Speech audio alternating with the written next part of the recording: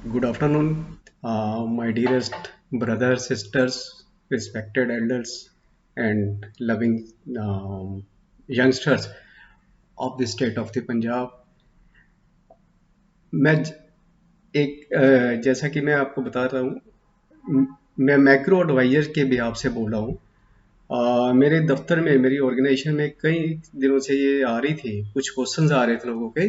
Basically हम business advisory में हैं, जिसमें सभी तरह की प्रॉब्लम्स का solutions and what is the best way of doing the business, या किसी का बिजनेस डाउन आ रहा है, या उसको कैसे हमने किस स्टेज पे रुकना है वहाँ पे। तो ये चीज़ों का क्वेश्चन रहा है। लेकिन साइमल्टेनियसली हमारे पास, जैसा कि मेरे को स्टाफ ने बताया है, कि लोग पूछ रहे हैं कि इलेक्शंस के बारे में पंजाब में आपके क्या ओपिनियन है, क्या चीज़ है। हालांकि ये कुछ पहले मैंने अवॉइड किया था, लेकिन इसके बाद जब थोड़ा सा प्रेशर ज़्यादा था, तो आई हैव डिसाइडेड कि इसको थोड़ा सा ब्रीफ में मैं जो मेरी ओपिनियन है in the capacity of OST मैं आपके सामने रखूँ। It would be entirely of my opinion. किसी को भी इस पे किसी भी तरह की आ, इसको एक्सेप्ट करने की या अमल करने की उसकी अपनी इच्छा होगी। मेरी तरफ से कुछ नहीं होगा। क्यों? उसका एक और बड़ा कारण है कि मैं किसी एक पार्टी से जुड़ा हुआ नहीं हूँ। मैं सेंटर में किसी और गवर्नमेंट को प्रेफर करता हूँ। अगर स्टेट की इलेक्शन है तो तब मेरी चॉइस डिफरेंट हो जाती है। और अगर आप कह लो जो म्यूनिसिपल कॉरपोरेशन के इलेक्शन है, तब ये चॉइस शायद डिफरेंट ही रहती है।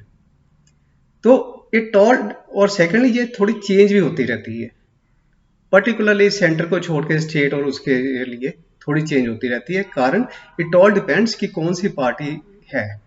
और ऐसा शायद मेरे साथ नहीं है, सभी के साथ होती है। नहीं तो इलेक्शन कराने की जरूरत ही नहीं है। एक और जो पहले 20-50 साल हो गए वहीं तो चलती रहती है, तभी पार्टियां चेंज होती है।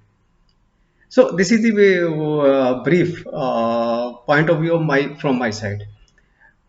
मैं इसमें अपनी ज़्यादा इंट्रोडक्शन भी नहीं आपके पास रखूंगा, क्यों मैं चाहूँगा कि आपको आपका टाइम ज़्यादा वेस्ट ना हो। अननेसेसरी आजकल बहुत सारे सोशल मीडिया पे या कहीं चीज़ें आ रही हैं, तो आप उनकी तरफ भी ध्यान दीजिए open mindedly, and then you select your candidates, your party and इसलिए मैंने अपनी कोई इंट्रोडक्शन नहीं दे रहा। जस्ट ये कि हमारी एक macro advisors business consultation firm है, जिसमें हम बिजनेस कंसल्टेशन, आर्बिट्रेशन, मीडिएशंस और अदरवाइज कई और सर्विसेज है जो हम करते हैं। Analyze to the problems, solution of the disputes, particularly without going to courts, ये चीजें रहती है। So that is a one part. इसको आप लीव छोड़ सकते हैं। अभी जो मेरे पास जो इन्होंने कहा है, कई क्वेश्चन है, तो इन्होंने थोड़े से, मेरे स्टाफ ने आई मतलब प्रेज टू देम कि उन्होंने इसको थोड़ा सा समराइज किया हुआ है। जिसमें उन्होंने पहला क्वेश्चन डाला है, how you analyse various parties and their candidates, कि आप बाकी सारी पार्टियों को, से पंजाब कांग्रेस है, बीजेपी है, आप है, इसको कैसे एनालाइज करेंगे इलेक्शन। हाँ, तो ये अलग अलग सेक्शंस में, अलग अलग उसमें पार्ट्स एरिया में ये पार्टियां कैसी काम कर रही है या काम की एक्सपेक्टेशन है। तो आल्दो ये सबसे बहुत बड़ा क्वेश्चन है। बहुत बार ये आपने देखा होगा, टीवी सीरियल आते हैं, वहाँ पे जजेस बैठे होते हैं, और बड़े अच्छे अच्छे कैंडिडेट सारे आते हैं। तो एंड में जब उनके पास ये क्वेश्चन आता है कि इनमें से बेस्ट कौन है, तो ये सबसे मुश्किल क्वेश्चन उन जजेस के लिए होता है। तो यही शायद पोजीशन मेरे साथ भी होने वाली है, जिसमें मतलब मैं कोशिश करूंगा कि कुछ ना कुछ आपको क्लियर कर सकूं। लेकिन इसके साथ एक चीज और मैं कहूंगा कि एक दूसरा क्वेश्चन इन्होंने लिखा हुआ है, what should be the qualities of a good candidate. तो मैं ये पहला और दूसरा क्वेश्चन इकट्ठे ही ये वो करूंगा, क्योंकि दोनों आई थिंक ये रिलेटेड है। और सेकेंडली इससे टाइम भी बचेगा अपना। So without going in, without बिना टाइम वेस्ट किए हुए, तो मैं सबसे पहले लेता हूँ जो रूलिंग पार्टी है पिछले 5 साल से, दैट इज कांग्रेस पार्टी। इसके पहले कैप्टन अमरिंदर सिंह थे, तो लेकिन रिसेंटली मिस्टर चन्नी है joined as chief minister of the state. So Congress it's good party, ऐसा कुछ नहीं है, बहुत सारी चीज़ें हैं इनमें जो काफ़ी अच्छी रही है। पर्टिकुलरली कैप्टन अमरिंदर सिंह के टाइम की अगर मैं बात करूं, तो कैप्टन अमरिंदर सिंह की अप्रोच जो वो थी, वो एक हाई प्रोफाइल अप्रोच थी, जिसमें कह लो कि ओछी राजनीति शायद नहीं होती थी। पार्टियों पे अननेसेसरी गलत एलिगेशन लगाई जाना, बिना मतलब दूसरी पार्टी अच्छा काम कर रही है उसको भी हमने वो कि ये सोचा हुआ है कि इसको हमने सिरे से नकारना है, वो ऐसी चीज़ नहीं थी उसमें। कैप्टन अमरिंदर सिंह पर्टिकुलरली सभी धर्मों के लिए भी मैंने देखा है, जो मेरी हमारी ओपिनियन है कि बराबर थे, किसी में उन्होंने कोई भेदभाव नहीं किया। एंड देन ऑनेस्ट आल्सो, ईमानदार थे, किसी को वो चाहिए नहीं है, अपना काम किया, किसी से कोई मतलब नहीं है। कई बारी तो मैंने देखा है कि वो कुछ कोई दूसरी पार्टियां कुछ बोलती थी, वो इग्नोर भी करते हैं। तो ये उनकी खासियत रही है इस पार्टी की, तो उन्होंने ऐसा किया हुआ है। जो थोड़ा बहुत शायद at the end of the his term उन्होंने किया थोड़ा सा, आई थिंक कि control over the government sector, administrative sector थोड़ा सा कहीं पे शायद लैगिंग रह गई है उनकी, तो जिसकी वजह से थोड़ा सा लोगों में नाराजगी हो जाती है, और उसके कारण क्या होता है कि करप्शन बढ़ जाती है, लोगों को थोड़ी सी हरासमेंट बढ़ जाती है। और करप्शन बढ़ने का सिर्फ ये नहीं होता कि मतलब सिर्फ पैसा उसको जाता है, लेकिन बहुत तरह के नुकसान हो जाते हैं। लेट्स सपोज अगर एक हमने एक सिविल कॉन्ट्रैक्ट ही दे दिया किसी कॉन्ट्रैक्टर्स को, किसी सड़क का, किसी कॉलोनी को डेवलप करने का हुआ है, तो ना कि सिर्फ वहां पे करप्शन इन्वॉल्व है, बल्कि वो करप्शन इस लेवल तक की चली जाती है कि जो कॉन्ट्रैक्टर्स है वो भी ये सोचता है कि यार मैं, मेरा कौन कोई क्या कर लेगा, जैसे मर्जी करते रहो। इवन उसका बिहेवियर, उसका एटीट्यूड टुवर्ड्स द सोसाइटी, उसकी क्वालिटी ऑफ वर्क, हर चीज लूज करती है। तो ये एक गलत तरीका है। ऐसी चीजें हमारे आगे आने वाले बच्चे भी देखेंगे, वो भी अगर मान लो कि उनको भी मौका मिला ऐसे गवर्नमेंट जॉब को सर्व करने का, मे बी इन सर्विस और maybe as a contractor, तो वो भी शायद माइंड में उनके कंसेप्ट यही रहेगा, यार नहीं नहीं ऐसे होता था हमारे जमाने में भी। एक दिन सड़क बनती थी, 20 दिन बाद, 25 दिन बाद वो सारी टूटी होती थी, क्योंकि उसमें कोल तार जो लुक है वो तो होती ही नहीं थी, वो तो सारी निकल जाती थी एक बारिश में, बाकी पीछे बजरी बची हुई थी। तो ये एक थोड़ा सा गलत कंसेप्ट है हमारी आने वाली जनरेशन के लिए, कि उनको हमें, अगर आज उनको कहेंगे कि एक सड़क बननी है और इसकी कम से कम ये 4 या 5 साल लाइफ है, और इसकी इस क्वालिटी का देखो, ठीक है उन्होंने गवर्नमेंट ने या बाकी बंदों ने, ऑफिसर्स ने, जितने भी उसके रूलिंग ऑफिसर्स हैं उन्होंने कंट्रोल रखा है, तो वही कंसेप्ट उनके माइंड में भी आगे जाएगा, और वही वो अपने देश के लिए, अपने प्रांत के लिए, अपने शहर के लिए, अपने सोसाइटी के लिए करेंगे। तो मेरा ख्याल है अभी शायद ये चीज़ थोड़ा सा इसको और इम्प्रूव करना चाहिए। इसके बाद जैसे मिस्टर चन्नी ने संभाला पार्ट, उनको जिम्मेवारी दी गई, तो उनकी जो फर्स्ट अपीयरेंस थी बहुत अच्छी थी, नो डाउट।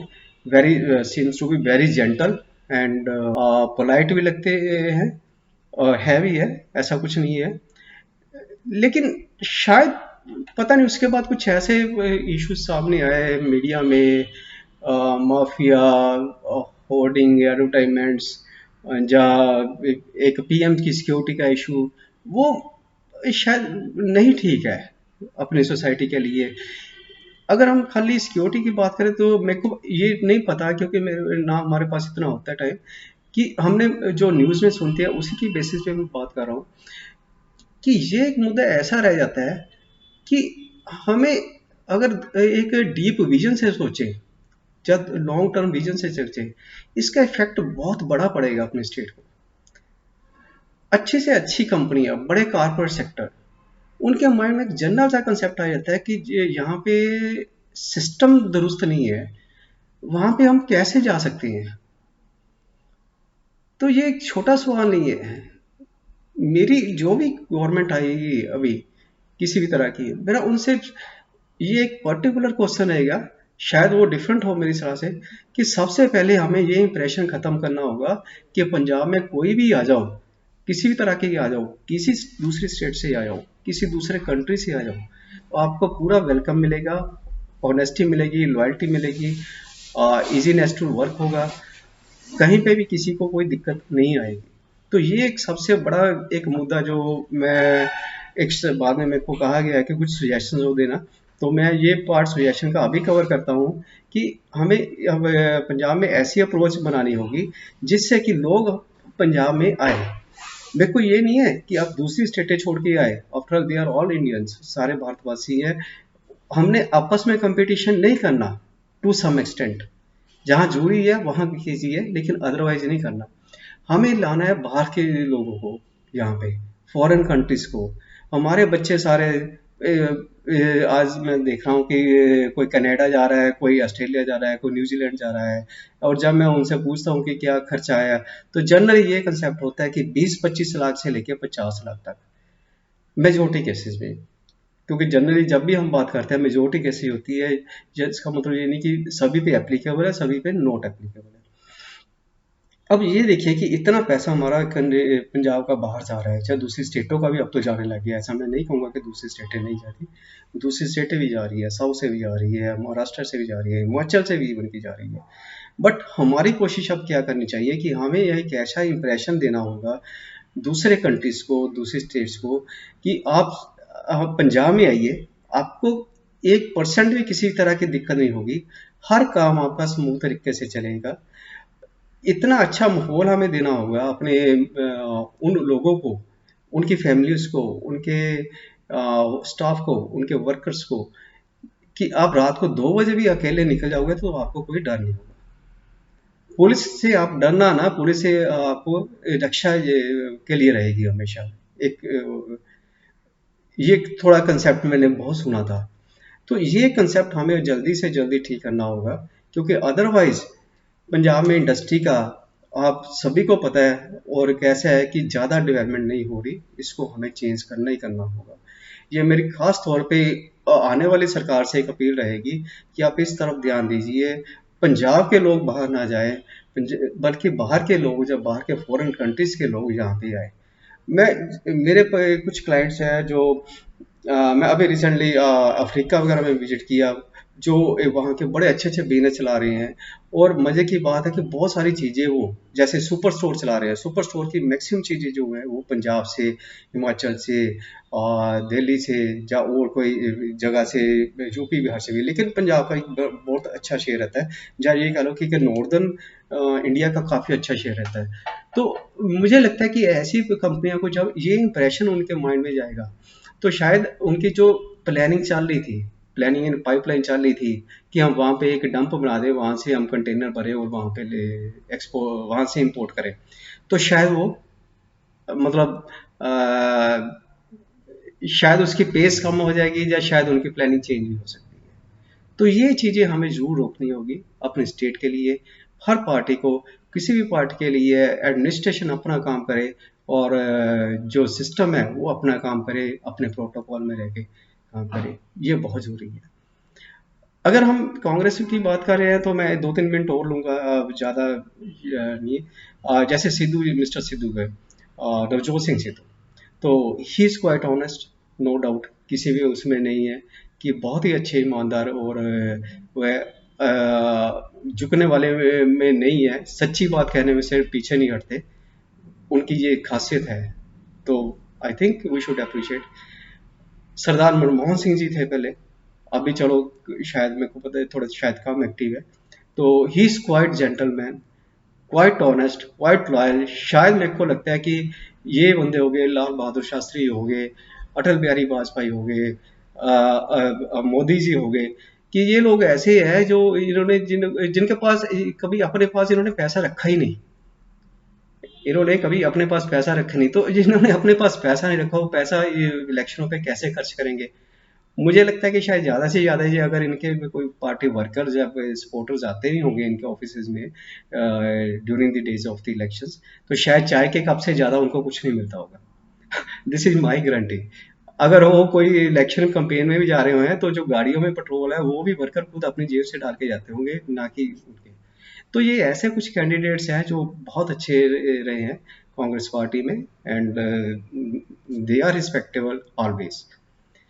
अब अगर मैं सेकंड, मुझे कहा गया पूछा गया है आपके बारे में, कि आप जिसके केजरीवाल जी संयोजक है, chief minister of Delhi, and now they are campaigning in Punjab also. अगर मैं उनकी बात करूं, they are not lesser good, but rather equally good. Particularly अगर मैं बात करता हूँ उनकी सिंप्लिसिटी पे, उनकी साधारण आदमी की एक जो ज़िंदगी, उनका पर्सनैलिटी बनी हुई है, उनकी जो बॉडी लैंग्वेज है लोगों के मन में, दैट इज़ एब्सोल्यूट, एब्सोल्यूट। नहीं तो अदरवाइज इतनी पोजीशन पहुंचे हुए है तो शायद ही कोई ऐसे कोई थोड़े से बंदे इस चीज़ को उनका कंपैरिजन कर सकते हैं। लाइक योगी जी हैं, वो है। मैंने पीएम साहब का मैं बारंबार नाम नहीं लूंगा, क्यों, ऑल नो कि जो इंसान अपनी सैलरी तक वो दे देता है तो उसके लिए अब क्या मैं कुछ और कहूँ।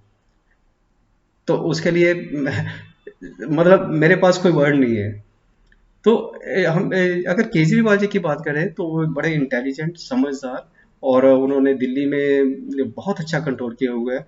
ये एक बिना कहे वाली बात है उनके बारे में कुछ कहना कि अगर कोई इंसान सेकंड टाइम इतनी मेजोरिटी वोटों से एक विधानसभा के इलेक्शन जीतता है तो उसमें क्या क्वालिटी हो सकती है। उन्होंने हर तरह से लोगों की मदद की हुई है, मेडिकल फैसिलिटी के बारे में किया हुआ है, पर्टिकुलरली लोअर मिडिल क्लास के लिए दे आर बहुत अच्छा ये काम किया उन्होंने, उनको काफ़ी बेनिफिट भी दिए हैं। एंड आई अप्रिशिएट कि उन्होंने कैसे उसको फाइनेंशियली अरेंज किया कि ताकि पोजीशन भी डाउन नहीं हुई और बेनिफिट्स भी पहुंच रही है। शायद उनके ये बहुत ज़्यादा उन्होंने हार्ड वर्कर के कारण है कि मेरे को लगता है कि हमारे देश में नंबर ऑफ पॉलिटिशियंस ऐसे हैं जो बहुत हार्ड वर्क करते हैं, तो उनमें उनका नाम भी शायद हो सकता है कि सुबह से लेकर रात तक काम करते होंगे, और ये ऐसा उन्होंने किया। उनकी टीम भी अब बहुत अच्छा काम कर रही है, इसमें कोई शक नहीं है। तो करप्शन को उन्होंने गवर्नमेंट सेक्टर में बहुत रोका है, रादर दे आर अब वहाँ पे शायद वैसा माहौल नहीं है जो कभी पहले हुआ करता था। All officers do work as well as they afraid also कि हमें किसी भी तरह की हमारा कोई कंप्लेंट ना हो जाए, क्योंकि अदरवाइज वहाँ पे सुनवाई के कोई चांसेस नहीं है किसी भी तरह के। पंजाब में उन्होंने आया है, इट्स गुड, आना चाहिए। एक सभी को अधिकार भी है, राइट है। मैं समझता हूँ कि शायद अच्छा काम होगा उन्हीं के ज़माने में, जिस तरह का दिल्ली में हो रहा है उसी तरह का हो। तो अगर लोगों की अपनी है, अच्छी टीम है उनके पास, अच्छे बंदे हैं, तो that part is also good. इस पे मतलब बेदाग पार्टी है, जब मैं ये कह सकता हूँ। लाइक दूसरी पार्टियों की तरह कई पार्टी ऐसे हैं जिन पे कोई दाग ही नहीं है, तो वो चीज़ है। तो आप इज आल्सो गुड, नो, इसमें कोई इशू नहीं है। डिपेंड करता है कि अपनी वो है। हाँ, आपके एरिया के जो कंटेस्टेंट है, उम्मीदवार है, वो कैसे है। Party is good, nothing, no doubt, लेकिन आपके कंटेस्टेंट के कैसे है जिन्होंने आपसे हर रोज मिलना है, करना है, जहाँ आप लोगों ने जाना है अपने काम लिए, वो चीज़। तो this is about my brief you as for the आप। थर्ड जो एक मतलब कह लो कि जिसका नाम लेने से पहले ही शायद आप सोच लोगे, दैट इज बीजेपी, जो पिछले 2014 से सेंटर में वो कर रही है, कई स्टेटों में भी है। इस पार्टी का बाकी पार्टियों से काम करने का तरीका, सोच का तरीका बहुत हटके है।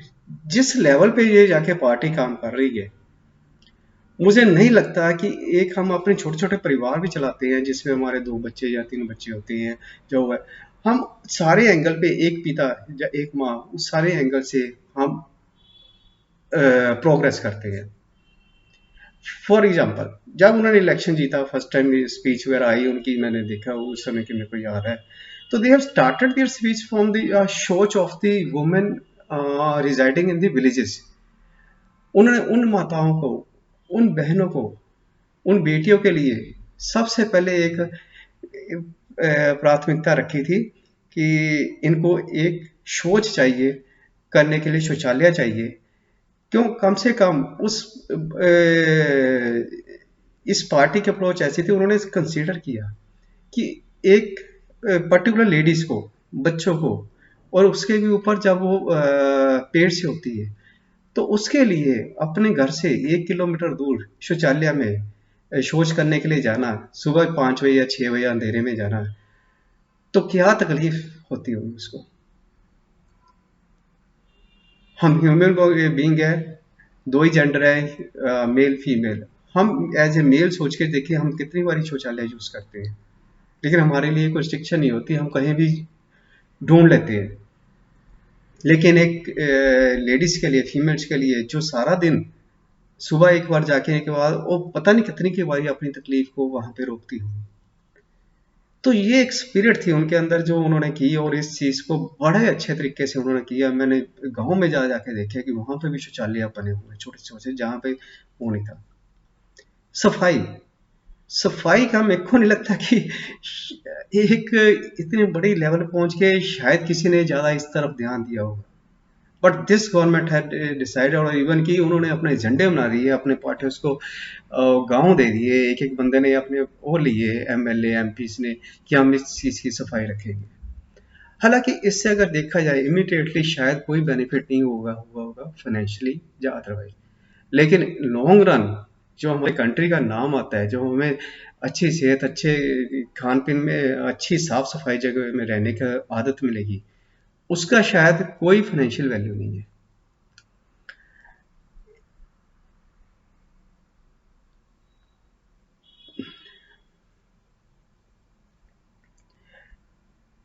और इनमें मैंने जो पॉइंट देखे, मतलब ये बेसिक मैं थोड़ा सा जल्दी से कवर करूंगा।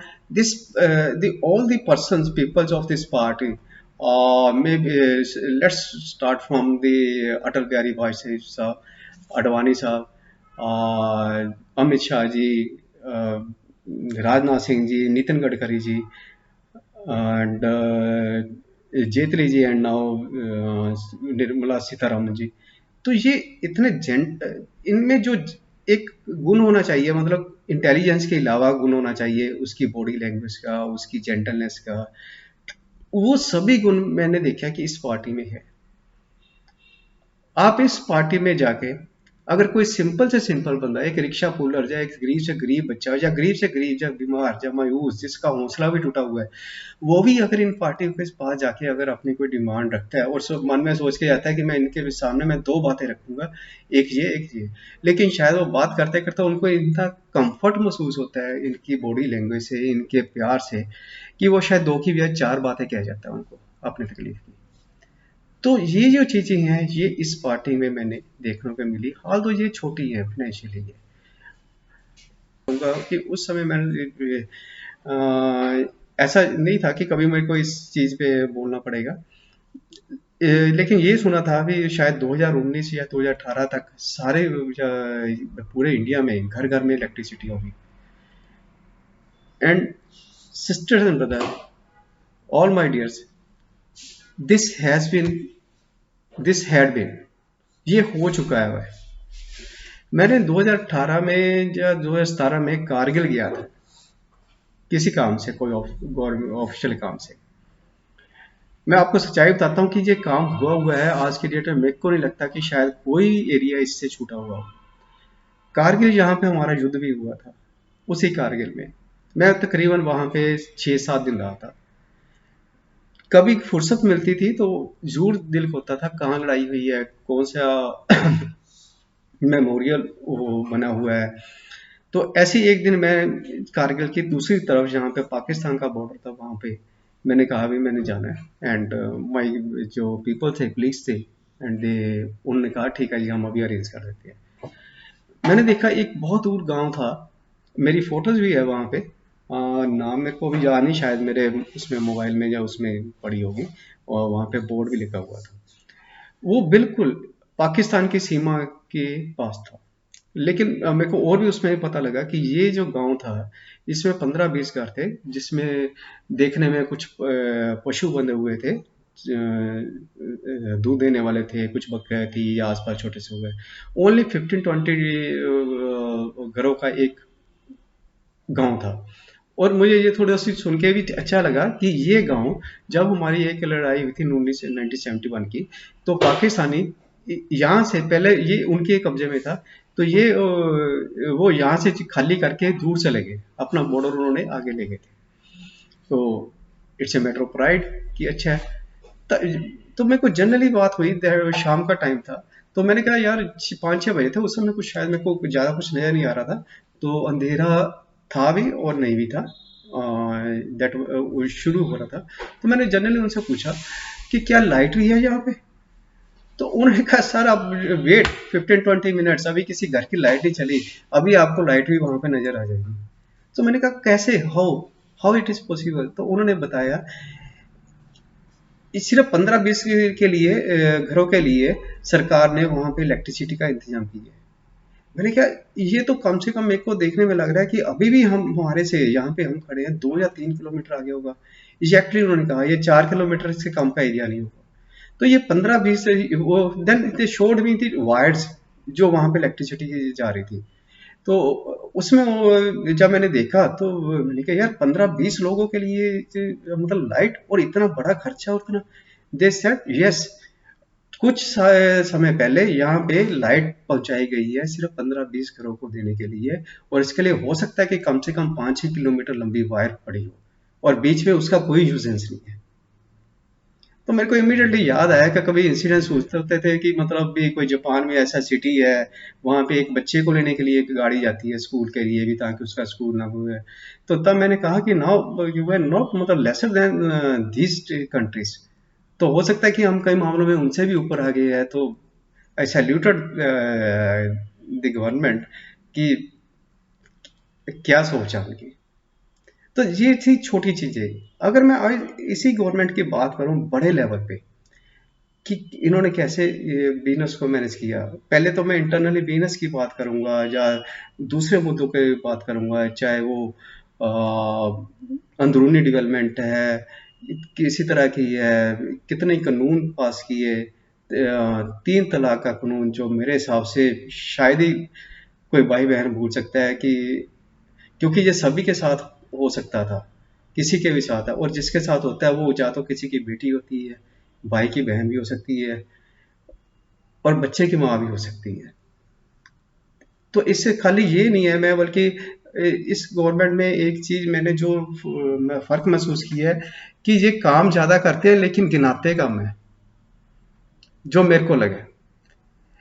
इन्होंने हमेशा ये सभी जितने बड़े पॉलिटिशियन ने यही कहा है कि ये हमने लेडीज के लिए किया है। मेरा यहाँ सोचना है कि लेडीज के साथ साथ आपने पूरे परिवार के लिए किया हुआ है, पूरे जेंट्स के लिए किया हुआ है। अगर किसी बाप के घर उसकी बेटी तलाक के लेके वो वापस आ जाए तो उसकी जिंदगी क्या रहती होगी, उस भाई की जिंदगी क्या रहती होगी, उस बच्चे की जिंदगी क्या रहती होगी। तो इसलिए सिर्फ एक लेडीज की जिंदगी को अच्छा या नहीं हम कह सकते बनाया, पूरे के पूरे परिवार, पूरे के पूरे जेंट्स, चाहे वो किसी भी समाज से रिलेटेड है, अगर लेडीज को बेनिफिट या नुकसान होता है तो पूरा का पूरा बेनिफिट उतने ही जेंट्स को भी होता है, मेल मेंबर्स को भी होता है। तो ये मैं कहूंगा कि बल्कि ये चीजें शायद हम अगर ध्यान से देखें तो हमारे माइंड में आती है कि ये चीजें भी उन्होंने की हुई है। अगर मैं इसके बाद नेक्स्ट फ्रंट पे आऊं, ये तो चलो एक कि ऑल राउंड कंस्ट्रक्टिव वर्क किया है इन्होंने। ये छोटे छोटे लेवल मैंने बताया, बिल इज फाइव, ये वो एक्सेट्रा सारा कुछ करके, तो और लेवल डेवलपमेंट की है, हर कानून को सीधा किया गया है। मेरा फील्ड अपना फाइनेंस टैक्सेशन का ये रहता है। अब मैं लोगों की जनरली बातें सुनता हूँ कि इस बार सिस्टम बहुत उल्टा हो गया जी, शायद ये इस बार जो इनकम टैक्स रिटर्न्स वगैरह का भी है वो भी हुआ है। हमें ये देखना होगा कि ये सिस्टम कॉम्प्लिकेटेड नहीं हुआ, ये सिर्फ टेक्निक चेंज होने के कारण हुआ हुआ है। जो हमें आज की डेट में थोड़ी बहुत प्रॉब्लम है, कई बार हम कहते हैं जी वो पोर्टल पे ये नहीं जा रही जी, जीएसटी रिटर्न नहीं जा रही जी, जीएसटी में लोगों को ये हो गया वो हो गया, इनकम टैक्स रिटर्नों में ऐसे ही सुना है और चीज़ों में। तो please gentleman consider this is a change of technique, और जब भी न्यू टेक्निक आती है कुछ ना कुछ प्रॉब्लम्स उसके साथ आनी स्वाभाविक है। या तो हम दो ऑप्शन है, या तो हम उसी ट्रेडिशन में बैठे रहिए, पेपर वर्क किया, गए बंदे गए वहां पे जमा करवाया, वहां पे हुआ, आज अपने ऑफिस में बैठे सारा कुछ हो रहा है। और ये एक सिर्फ चेंज ऑफ टेक्निक है, जो प्रॉब्लम्स आप देख रहे हैं वो चेंज ऑफ टेक्निक के कारण, ना कि सिस्टम में बहुत सारी मतलब कोई कॉम्प्लिकेशंस आई हुई है। वो तो डे बाय डे सिंपली हो रही है। अगर अपना बजट ही उठा के देख लो, हर सेक्शन को क्लैरिफाई किया गया है। जो जहाँ पे कुछ साइलेंट थे, यहाँ पे डिस्प्यूटेड केसेस थे, हर सेक्शन को साइलेंट किया गया है। और मैंने एक चीज और सुनी है बहुत लोगों से, इतना टाइम कई बार नहीं भी होता, मतलब जैसे जीएसटी, जिसको कई बार तो सुनने में ये भी है गब्बर सिंह टैक्स।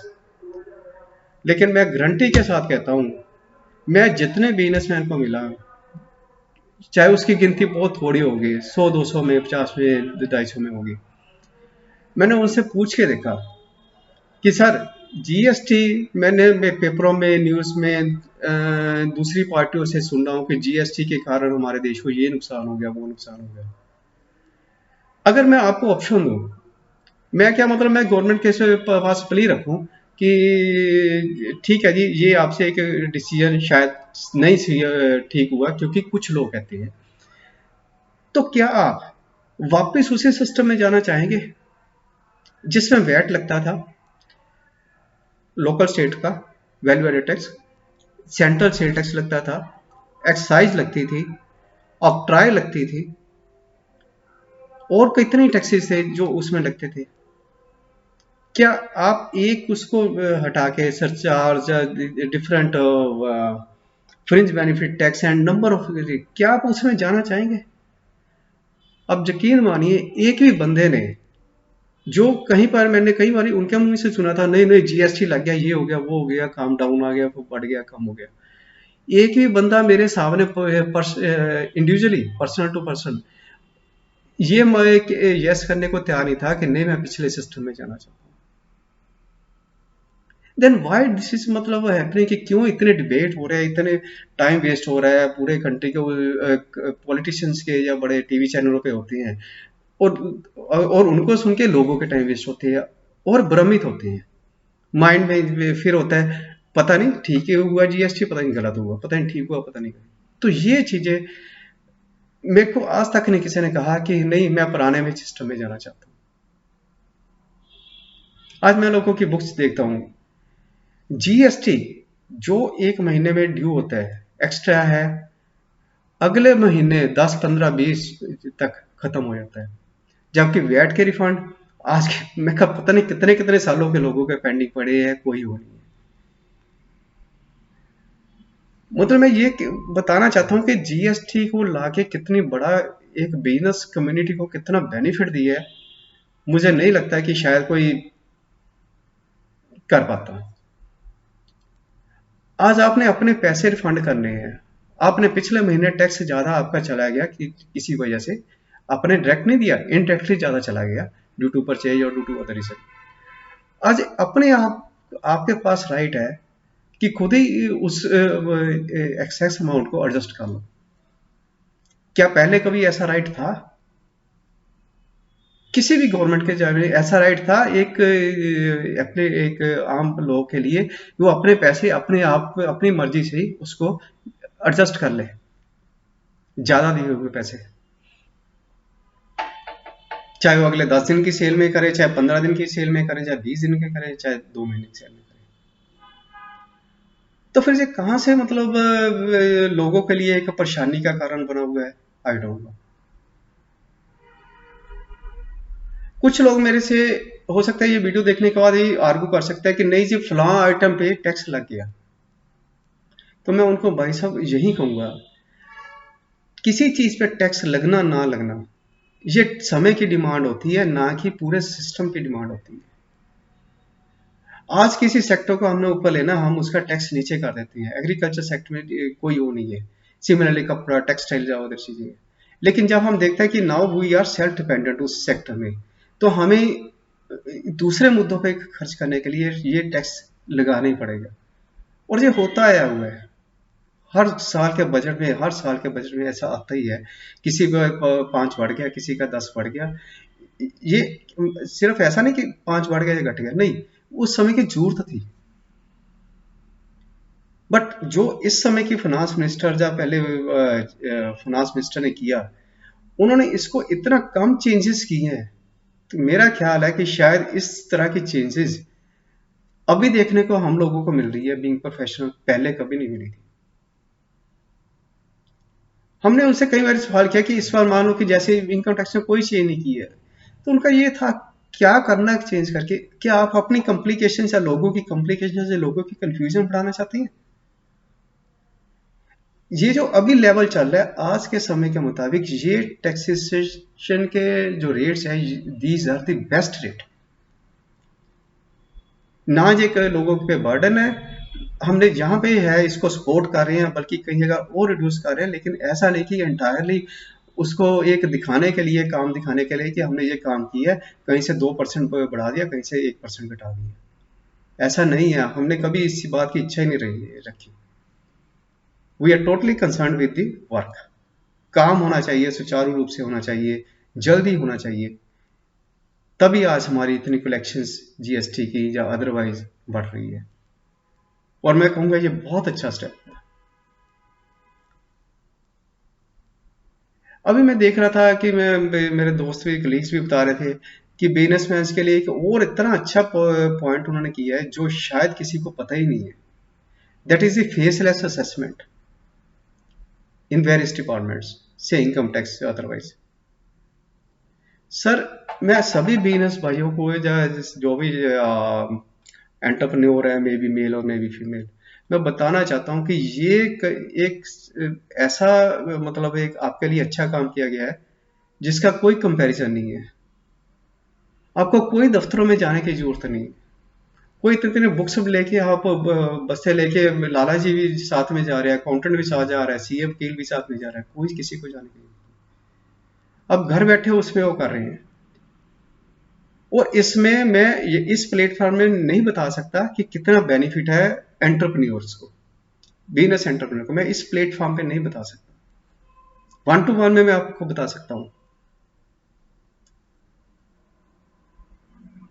या फिर आप किसी से कंसल्ट करना या कभी एक्सपीरियंस लेना कि आपके पहले जब के केसेस होते थे कैसे होते थे, और अब एक हुआ तो कैसे हुआ। तो friends, these are these things की जिसके लिए मैं देख रहा हूँ कि ये पार्टी ने बहुत अच्छा काम किया। हाँ, एक चीज मैं भूल गया, वो ये कि फॉरेन रिलेशंस, दुनिया में अपना दबदबा, इसके लिए मेरे को लगता है कि मेरे को कहने की कोई जरूरत नहीं कि इसके बारे में एक शब्द ना भी बोलो तो भी आप समझ गए होंगे कि मैं क्या कुछ कह सकता था या आप क्या कुछ समझ सकते थे। पूरी दुनिया में आज इंडिया का नाम है, तो किस लिए है, किस वजह से है, क्या हमारी स्ट्रेंथ हमने मेंटेन की हुई है, या उसको पहले डेवलप किया है कि अच्छे से अच्छे सुपर पावर से, मतलब आज रिस्पेक्टेबल इंडिया के, रिस्पेक्टेबल आई से इंडिया को देख रही है।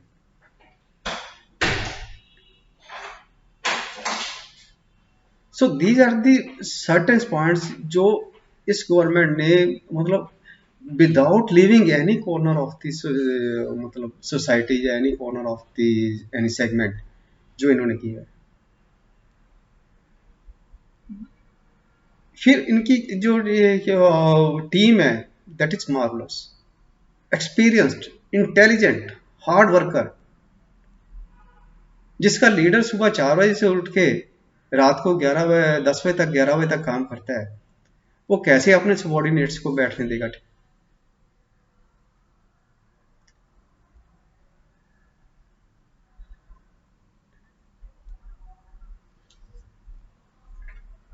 ये छोटी छोटी चीजें हैं जो, मतलब हम कई बार लगता है कि एक बंदे के काम करने से क्या होता है, नहीं, बहुत कुछ होता है। अगर आपका लीडर ये काम कर रहा है तो सारी की सारी टीम, पूरी की पूरी सरकारी मशीनरी काम में लग जाती है। और पर्टिकुलर वो लीडर जिसने शायद दशहरा दिवाली भी अपने घर पे ना मनाया,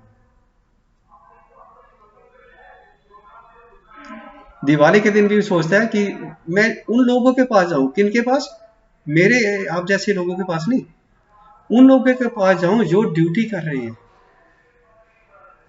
क्यों? उन्होंने ड्यूटी करनी है, उन्होंने वहां पे रहना है बॉर्डर्स पे। अगर मैं वहां पे जाऊंगा तो मैं बजाय कि किसी दूसरे के फेस्टिवल को या वो खराब करके, ठीक है, वो तो सेक्रीफाइस कर रहा है, तो वो क्या, आम बंदे के पास जाएंगे तो वो इसको अच्छा नहीं समझेगा कि देखो हमारे दिस एंड दिस मतलब जेंटलमैन हैविंग दिस डेजिग्नेशन हमें फेस्टिवल के दिन आके कर रहे हैं, जब हम छुट्टी में जाना था, घर में जाना था, बच्चों के साथ वो करना था, ये था। तो वो कहाँ जाते हैं? बॉर्डर्स पे जाते हैं, क्योंकि बॉर्डर्स खाली नहीं रह सकता।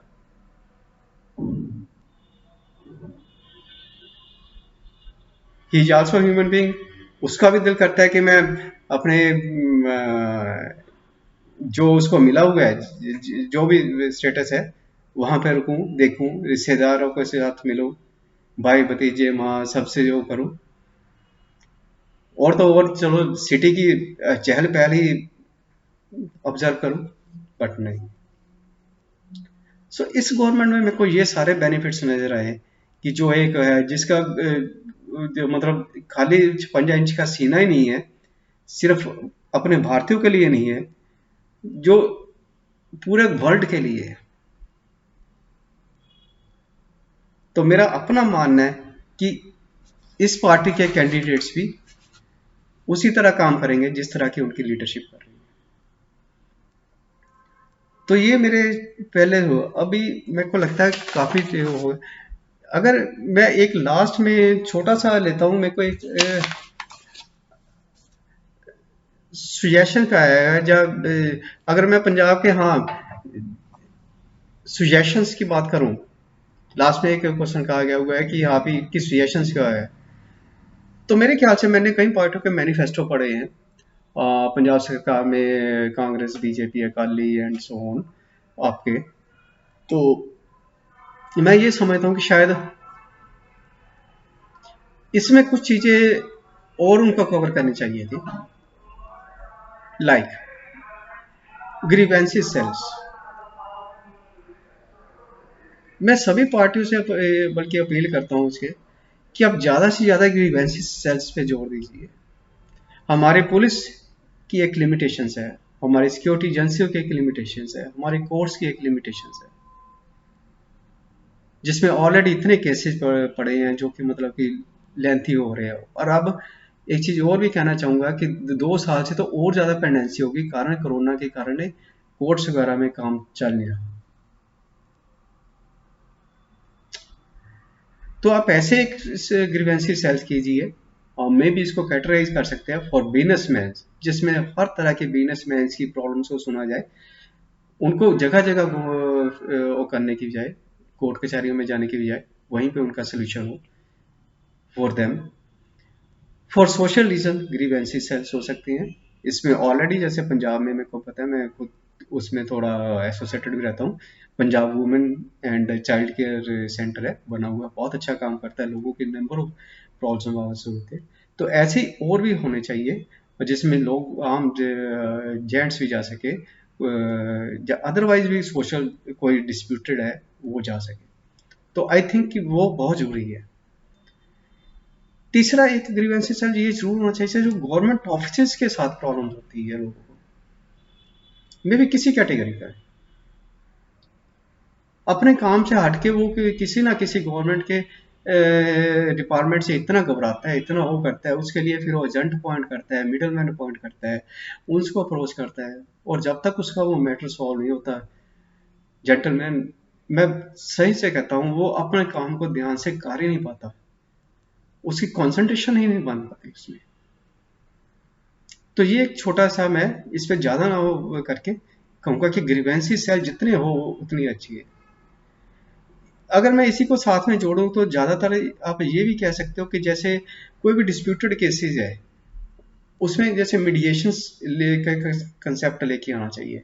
ऑलमोस्ट ये दोनों इक्वली है। इसके बाद जो मैं एक बड़े लेवल पे बात करना चाहता हूँ, स्टेट लेवल पे या उसके बाद कंट्री लेवल पे, वो ये है कि एक सिंगल विंडो डिपार्टमेंट जरूर होना चाहिए, कंट्री लेवल पे भी, देन स्टेट लेवल पे भी। अगर कोई भी इन्वेस्टर, कोई भी production manufacturing unit, large manufacturing units है, एक जगह से किसी भी अपने जैसे पंजाब में आना चाहता है, तो कम से कम उनको जगह जगह से वो न करना पड़े, एक ही डिपार्टमेंट जाए, वहीं सारी उनकी प्रॉब्लम सॉल्व करे। इससे मैं यकीनन कह सकता हूँ कि बहुत सारी कंपनियां इंडस्ट्रियल हो जाएंगी पंजाब में, अपने इस्टेब्लिशमेंट करने के लिए, अपने ऑर्गेनाइजेशन, बिजनेस ऑर्गेनाइजेशन इस्टेब्लिश करने के लिए। एक जो मेजर पॉइंट मैं इस जरिए आने वाली गवर्नमेंट्स को देना चाहता हूँ कि आप सिस्टम में जरूर सुधार कीजिए। सरकारी सिस्टम में यह सुधार इतना जरूरी है, यकीनन आपको भी आराम मिलेगा, आपको टाइम मिलेगा for further improvement of the state, further improvement of the state in all respect, और लोग भी खुश हो जाएंगे, लोगों को भी आराम मिलेगा। आज मैंने देखा मिनिस्टर्स बहुत काम कर रहे हैं, बहुत काम कर रहे हैं, सुबह से लेकर सुबह ही 8 बजे वो बैठ जाते हैं, चाय भी उसी टेबल पे पीते हैं, जो है पब्लिक डीलिंग शुरू कर देते हैं। वहां पे प्रॉब्लम्स आ रही है कि मेरा फलां काम नहीं हुआ जी, क्यों नहीं हुआ, उसने किया नहीं जी, उसने ये अड़चन डाली, उसने ये कर दिया। फिर वो अपने असिस्टेंट को कहता है कि इसको नोट करो, मेरे को 10 बजे मैं ऑफिस जाऊंगा, मेरे को याद कराना। उस जो लोगों काम की इतनी लंबी लिस्ट बन जाती है, उनको जाके डिपार्टमेंटों में फोन करता है, कहता है क्यों, पब्लिक डीलिंग शुरू 9-10 बजे शुरू होते हैं उसके बाद, और उसके बाद फिर उसको एंड शाम तक यही करना पड़ता है। तो मैं ये समझता हूँ कि उसका मैक्सिमम जो टाइम है इन चीजों में निकल जाता है। हम क्यों ना एक ऐसा सिस्टम डेवलप करें, एक दूसरे से जो लिंक्ड हो। अगर वो एक काम है, लेट्स सपोज कारपोरेशन का एक TS1 नहीं है, वो TS1 ही एक बंदे ने इशू करना है। अगर एक मैं ये नहीं कहता कि सारे इंप्लॉयज या सारे वो ऐसे करते हैं, लेकिन कुछ बंदों के कारण कई बार सारा का सारा डिपार्टमेंट की नाम भी बदनाम होता है और लोगों को परेशानी होती है। अगर कुछ बंदे ऐसे हैं तो ऐसे सिस्टम में आए कि उनको अपने आप उनको काम करना पड़े जब उनके पास वो फाइल आ जाए। अगर वो नहीं करते तो उनका नोटिस, उनको शो का नोटिस भी इशू हो जाए कि क्यों नहीं हुआ। इस रिकॉर्ड में मैंने देखा है लुधियाना म्यूनिसिपल कॉर्पोरेशन में कुछ ऐसे काम हुए हैं, पहले से काफी बेहतर है, बट स्टिल और डिपार्टमेंटों में भी सभी जगह ये काम होने की बहुत जरूरी है। इससे हम हमारे देश में, हमारे पंजाब में या जो भी पॉलिटिकल पार्टी आ गया है उसको एक मैं कहता हूँ कि बहुत अच्छा एक नाम तो होगा ही होगा, रेपुटेशन बनेगी बनेगी, लोगों की दुआएं, लोगों की विशेष मिलेंगी मिलेगी, लेकिन उनको खुद के लिए और आगे की इम्प्रूवमेंट्स के लिए, अपने प्रांत की इम्प्रूवमेंट के लिए बहुत अच्छा टाइम मिल जाएगा। तो इसी के साथ मैं जो मेरी ये छोटा सा एक मेरा पर्सनल व्यू का था, जब मेरी टीममेट्स के साथ जो मैंने बनाया हुआ था कि ये होना चाहिए, या जिस पे हम रूटीन में वर्किंग करते हैं, तो ये था। तो इन सभी में आप इलेक्शन अभी सिर्फ 3 या 4 दिन पेंडिंग है, तो मैं चाहता हूं कि आप जिस भी पार्टी के अच्छे हैं, मैंने बहुत सारे कैंडिडेट्स ऐसे भी देखे हैं, अगर पर्टिकुलरली बात करूं तो बीजेपी के मैंने कुछ कैंडिडेट्स ऐसे इसी एरिया में देखे हैं जो सुबह ही निकल जाते हैं पजामा ट्रैक सूट पाके, तो चाय भी लोगों के साथ पी के आते हैं, उनकी गलियों में जाते हैं, वो सैर करने के बहाने वो पार्क में, फिक्स पार्क में नहीं जाते, वो इधर उधर गलियों में जाते हैं, वो मिलते हैं, क्या प्रॉब्लम है सुनते हैं, लिस्ट बनाती है और इमीडिएटली वो करती है, एंड आफ्टर दैट वो मैंने देखा कुछ लोग तो ऐसे फिर कभी एंटरप्रेन्योर के साथ जाके मिल रहे हैं, कभी और डिपार्टमेंटों के साथ मिल रहे हैं, इवन बिजनेस ऑर्गेनाइजेशन में जाके भी वो स्टाफ के साथ बातें कर रहे हैं कि आप भी अपना फीडबैक दो, हमें कैसे इम्प्रूवमेंट कर सकते हो। तो आई थिंक ऐसे जो वर्कर्स काम कर रहे हैं, तो मैंने लुधियाना का मेरे को पर्टिकुलर एक्सपीरियंस है, तो यहाँ के चारों पांचों जितने भी 4-5 कैंडिडेट्स जो बीजेपी से लिंक रखते हैं, तो दे आर डूइंग वेल। तो मेरे को लगता है कि ओपिनियन सबकी अपनी अपनी है, लेकिन ये चीजें कंसिडर करके हमें आगे बढ़ना होगा। पुराने ट्रेडिशनल तरीके से हम इस बार अप्रोच वो ना करें, एक नई सोच के साथ, नई उसके साथ, जिसमें हमारे बच्चों का फायदा हो, हमारी आने वाली जनरेशन का फायदा हो, हमारा पैसा पंजाब में रहे, ना कि सारे दूसरे कंट्री में जाए, वहां से आए, बल्कि इस तरह का हमें ऐसे बंदों को आगे लेना चाहिए। इसी के साथ मैं अपने टीम की तरफ से, अपने फर्म की तरफ से थैंक्स करता हूँ एक पेशेंस हियरिंग के लिए। मे भी कि मेरा में इसमें कोई वो नहीं है, किसी भी तरह का कोई मतलब दुआ नहीं है, कोई कॉशन नहीं है किसी, all are independent, all are सभी अपनी वो करें। अगर मेरी हमारी अच्छी लगे तो I will feel my self कि मैंने शायद देश के लिए कुछ किया है, तो thanks to all for this patience listening. Thanks to my team also and all of you. Thank you very much.